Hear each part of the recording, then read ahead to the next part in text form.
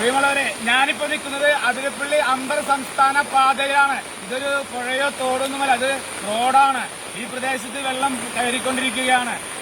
ഇരുചക്ര വാഹനങ്ങളും കാറുകളെല്ലാം തന്നെ അപകടത്തിൽപ്പെടുന്ന ഒരു സാഹചര്യമുണ്ട്. അതുകൊണ്ട് എല്ലാവരും തന്നെ, വിനോദസഞ്ചാരികൾ എല്ലാവരും തന്നെ ഈ വഴിയിലേക്കുള്ള യാത്ര വേണ്ട എന്ന് വെക്കണമെന്ന് വിനയപുരസരം അഭ്യർത്ഥിക്കുകയാണ്. ചാലക്കുടി പുഴ കരകവിഞ്ഞൊഴുകുകയാണ്. മുഴുവൻ ഡാമുകളും തുറന്നിട്ടിരിക്കുകയാണ്. സ്ലൂയിസ് വാലുകളും തുറന്നിരിക്കുകയാണ്. പരിയാരം ഗ്രാമപഞ്ചായത്തിനകത്തെ മംഗലം കോളനി പൊങ്ങി വീടുകളെല്ലാം തന്നെ വെള്ളം കയറി അവിടുത്തെ താമസക്കാരെ പരിയാരം സ്കൂളിലേക്ക് മാറ്റി പാർപ്പിച്ചിരിക്കുന്ന ഒരു സാഹചര്യമാണ് ഇപ്പോഴുള്ളത്.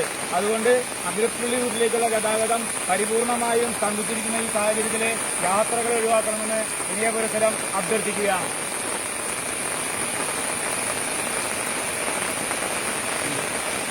Ini